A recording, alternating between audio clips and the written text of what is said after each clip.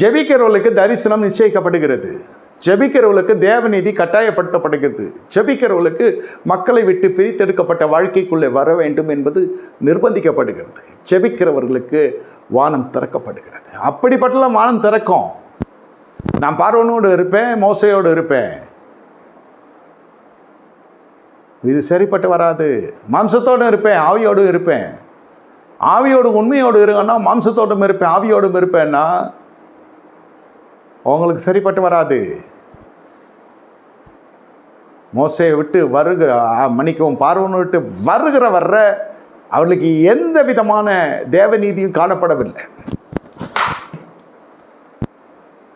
எந்த விதமான ஒரு தேவனுடைய நீதியை வெளிப்படுத்தப்படவில்லை. காரணம் ஆட்கள் இல்லை என்பதல்ல, அவர்கள் வரவில்லை.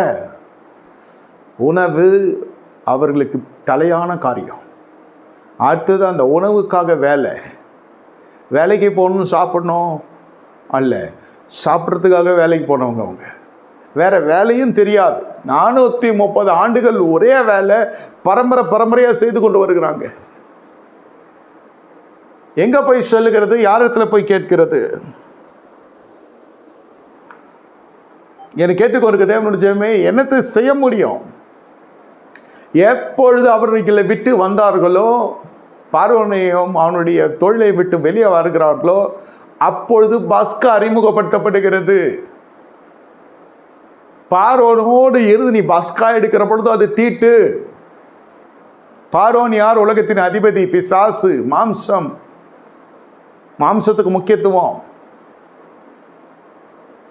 இப்பொழுது மாம்ச பிணைப்பிலிருந்து அவர்கள் வெளியே வருகிறதுக்கும் பார்வோனிட்டு வெளியே வருகிறதுக்கும் ஒப்பனையாய் காணப்படுகிறது. பஸ்கா அனுசரிக்கப்படுகிறது, பஸ்கா அங்கீகரிக்கவும் படுகிறது, உடனே அற்புதம் அடையாளமாய் காணப்படுகிறது. அதே பஸ்கா எடுத்து அதே நாளிலே பார்வோன் உலக பிரகாரம் விதத்தில் சங்கரிக்கப்பட்டு விடுகிறான். ஆவிக்குரிய ரீதியில் வெளியரங்கமாய் இவர்கள் வெளியேறுகிறார்கள், அவர்கள் பின்தொடர்கிறான். ஆனால் அதே இரவு அவன் சங்கரிக்கப்படுகிறான். தலைச்சென்பல்கள் சங்கரிக்கப்பட்ட பொழுதெல்லாம் அடையாளங்கள் தான். சத்துருடைய வீட்டில் வாதி வருகிறது அடையாளம் தான். நீ பூர்ணமாய் மனம் திரும்பி இனி நான் தேவ நீதிக்கு உட்பட்டவனாய் வாழ்க்கை வாழ்வு என்று சொல்லிப்பார்.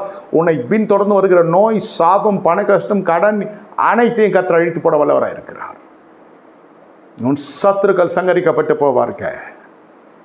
நீங்கள் ஏன் ஜனங்களை கண்டு பயப்படுகிறீங்க? என்ன செய்வாங்களோ தெரியல, அடுத்தது இப்படி செய்வார்களோ அப்படி செய்வார்களோ, நம்ம இதை செய்யலாமா அதை செய்யலாமான்லாம் தேவையில்லை. நம்ம உத்தமமாய் கர்த்தரை செய்கிறோம்.